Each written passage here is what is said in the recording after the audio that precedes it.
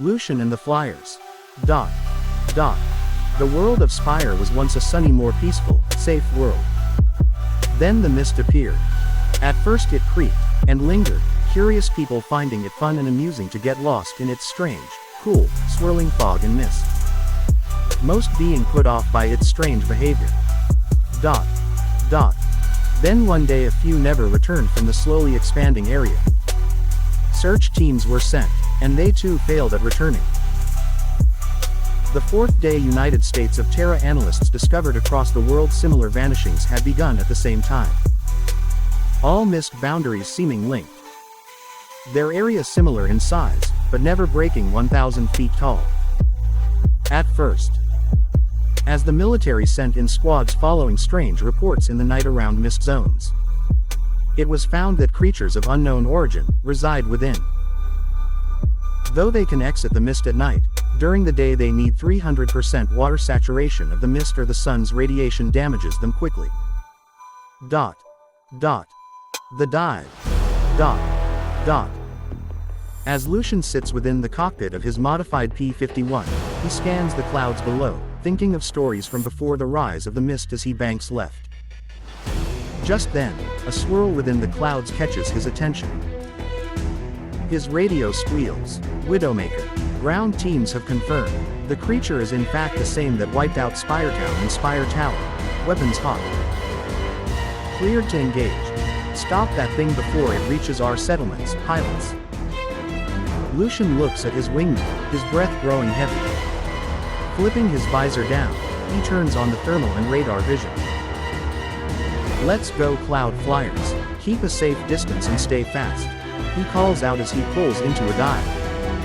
In his hut, the creature appears as a glowing red and blue fuzzy image. Looks like a skull crawler from the Kong movie with back legs, he thinks, lining up his crosshairs. Ready. Open fire, he orders the 5 others as mist swirls around their wings. Time seems to slow, the world quiet. Pulling the trigger with a mechanical click, the assault begins. The 6 tracer and armor-piercing 50 caliber guns roar, lighting the mist, the plane vibrating around him. The rounds impact the creature's back but ricochet off, the red and green streaks flying away into the unknown. Fuck. Lucian's voice cracks through the comms as he pulls up hard, the P-51 shuddering violently from the G-force.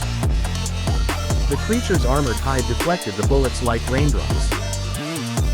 Its massive, antler-like growths catch the dim light filtering through the mist, and Lucian can see the cruel, primal intelligence burning in its eyes as they rocket past.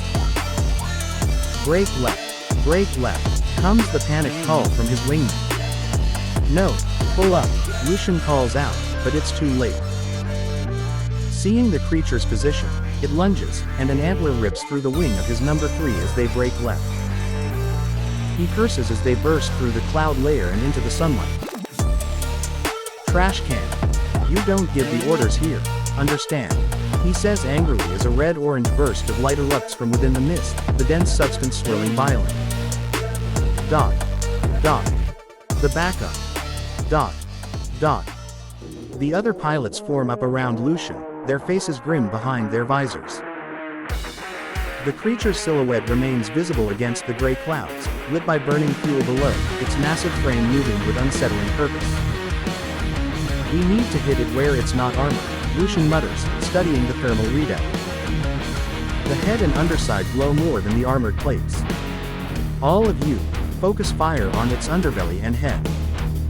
Try to keep it disoriented. He banks hard to the right, coming around for another pass. Looking over, he shakes his head at his wingman's modified P-51. With parts so rare, it's been fitted with 7.62 miniguns, 2 men secured in sleek wing-mounted slots, to fire the guns. Protected from the wind by the thin pocket-like bubble.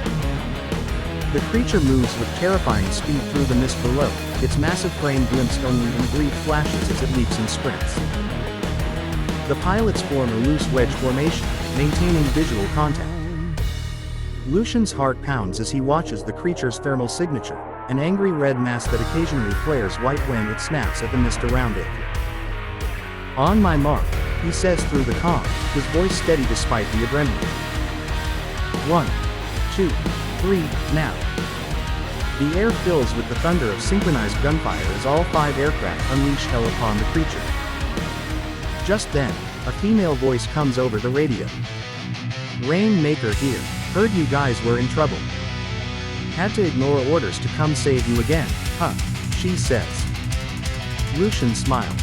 "Patterson, if you had that F-22, why not just bomb this thing earlier?" She scoffs. "Haven't you heard? There are dozens like it across the country.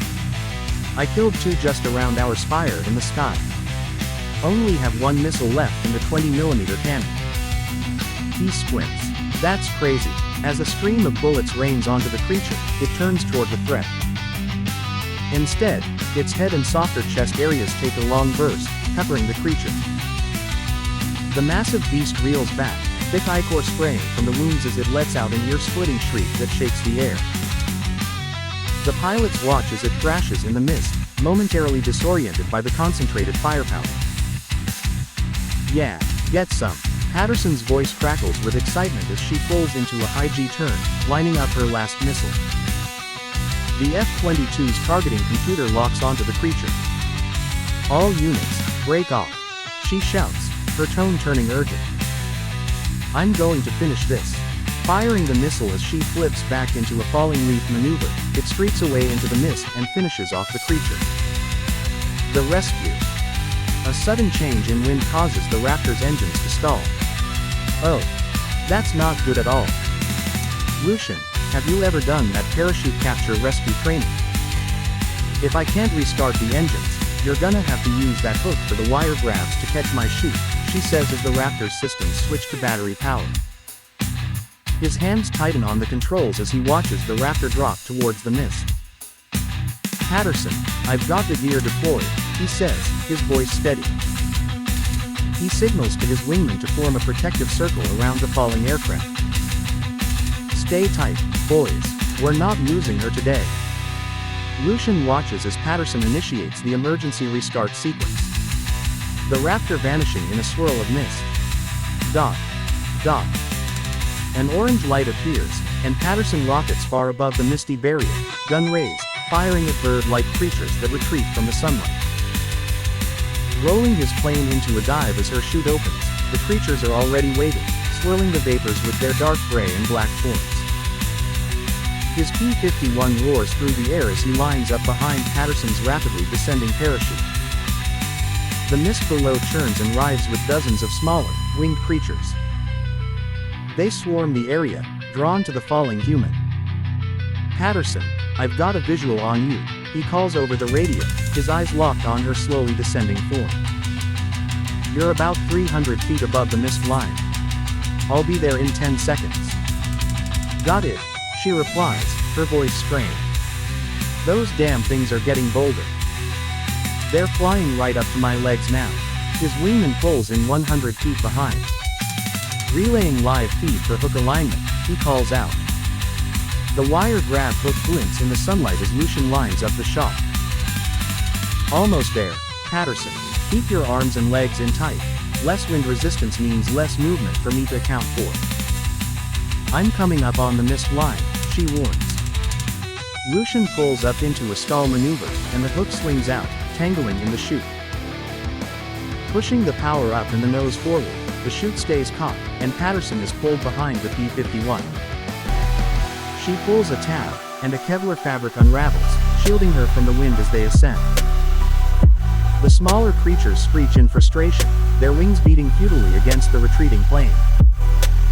"Lucian, I'm holding on for dear life here," she shouts over the rushing air. "I've got you," he assures her. Dot. Dot. Groundfall and blacklisting. Dot. Dot. As they near the airstrip of his spire, he climbs high. Patterson, cutting away her main chute and deploying her reserve, floats to the safety of the spire top runway. The P-51 glides smoothly toward the landing strip. Dot. Dot. Before he has even taxied to the hangar, the comms crackle with cold, official static. A new voice, clipped and severe, overrides all channels. "Rainmaker. Designation revoked. Due to insubordination, unauthorized engagement, and the non-sanctioned expenditure of a Mark IV air-to-ground ordnance. Your security clearance for Spire Alpha has been terminated. You are currently blacklisted from all major Spire settlements. Remain at your current location. An internal review panel will follow. Patterson stands frozen. Her home, her career in the high clouds, gone. Lucian, Widowmaker, cuts his engine. The sudden silence is deafening. You're stuck, Patterson, Lucian says, climbing out. Welcome to the ground floor away from the cloud layers, might want to get a breathing rig too. Dot. Dot. The weight of the walk. Dot. Dot. Patterson is escorted into the walled zone, a massive patchwork of steel and containers bolted to the spire's base. She wears her flight suit, a symbol of the mist of spires, but down here, it only brings scorn. Look at her, a mechanic mutters. Cloud Dancer thinks she's better than us. She tries to offer advice to a crew chief. Need a hand, I'm certified for more than just Raptor maintenance. The chief glances up, spits near her boots. Rainmaker, right, we don't need help from a spoiled high flyer who wastes ordnance and loses her plane. You'd scratch the chrome on the floor. He returns to his work, his message clear. Later, near the central barracks, a grizzled scrounger named Mags is sorting metal. Hey, Mags, Patterson says, attempting civility. That aluminum alloy looks like something from a Mark III transport. Light, but brittle. Mags straightens up, his eyes hard. Cloud Dancer, talking about salvage like you know anything about earning it. We risk our lives down here for every ounce of metal, while you play hero and get your fancy jet clipped. He sneers. Now get out of my way, Ground Walker. You're bad luck. Widowmaker intervenes. Just as the insult hangs in the air, a metallic creak announces the arrival of Lucian. He stops a few feet away, sensing the tension. Mags, Lucian says, his voice sharp. What's the problem here? This one, spreading her bad luck around, Mags insists. She needs to understand that down here, we work. We don't just fall out of the sky and expect a parade. Lucian steps closer to Patterson, shielding her slightly. She fell out of the sky because she was doing your job, Mags. He looks directly at the scrounger, his authority silencing the surrounding workers. She's Patterson, the one who killed the Spire climber today, the same creature that wiped out Spiretown, Lucian states, projecting his voice into the sudden quiet. That thing was armored like a tank, and our .50 cals just bounced off. It was heading right for the bottom of this spire. He gestures back toward the mist. Patterson ignored a direct order to stay away, risked her life, and put the only missile she had left right through that thing's soft underside, stopping it cold. She saved your wives, your kids, and the metal you're sorting. Lucian lets the information settle, then delivers the final blow. And for that, he says, with clear scorn, her own people blacklisted her. They stripped her of her rank and banned her from her home. She killed a city killer to protect us, and they banished her for it. He turns back to Mags, his gaze unyielding. She's stuck here. She is a cloud flyer without a cloud, and she is the only reason we're not digging bodies out of the wreck right now. So you're going to treat her with the respect she earned, or you can find a new place to sort scrap. Understood. Mags looks from Lucian to Patterson, the weight of the story shifting the balance. He slowly lowers his arm. Understood, Widowmaker. Lucian nods, and Patterson, standing tall despite the humiliation, simply nods back. She is still an outcast, but now, at least, she is an outcast with a debt paid.